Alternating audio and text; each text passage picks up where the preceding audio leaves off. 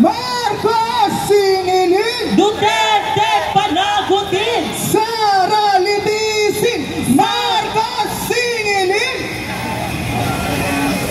Sara litisin. Marcos singilin.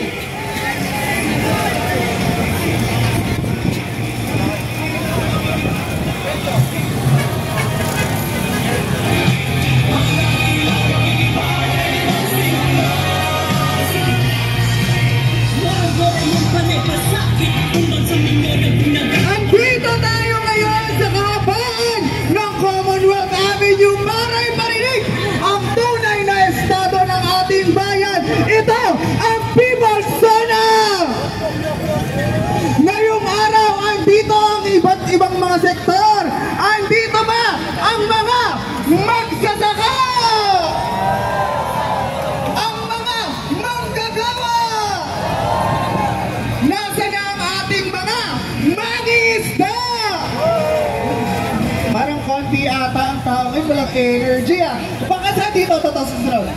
Ang kabataan! Ang kababaihan! Ang sangkabaklaan! Asa naman ang mga profesional? Ang mga teacher! Ang health workers! Mga siyentista!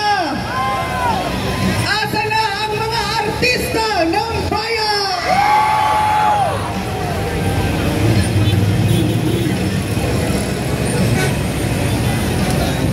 Mga kababayan, ngayon po sa ilang mga sandali, si Pangulong Marcos ay magsasalita na sa kanyang pang-apat na State of the Nation Address.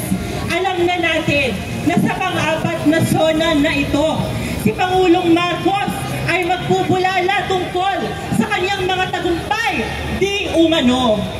Maniniwala ba tayo na naging matagumpay, na naging maaliwalas ang Pilipinas sa 3 taon ni Pangulong Marcos? Naniniwala ba tayo na sa kasalukuyan, gumaan ang kalagayan ng mamamayang nag-iikahos sa kahirapan?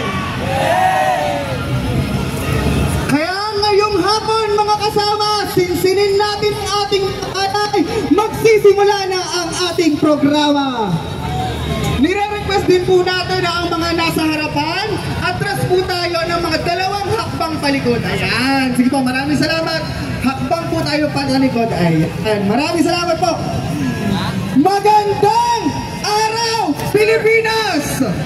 Magandang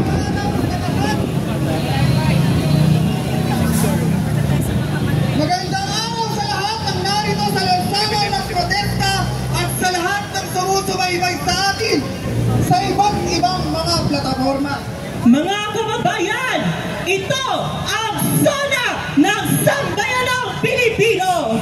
Ang tunay, hindi fake narrative na State of the Nation address mula sa mamamayang Pilipinong dumaranas ng gutom at hirap ng buhay. Ito ang SONA Ng paniningil!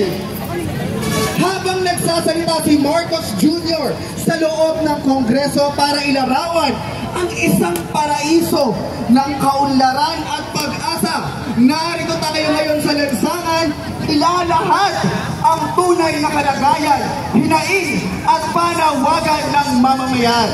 panahon ngayon ng matinding kahirapan, krisis sa kabuhayan, walang patig na korupsyon at pagyulak sa karapatang pantao. Panahon ngayon ng paniningil. 10,000 o 20,000 pulis at sundalo man ang kanilang iharap. Sama-sama nating isigaw, Marcos singilin! Duterte panagutin! Sara Litifi! Convict! Convict! Convict! Sa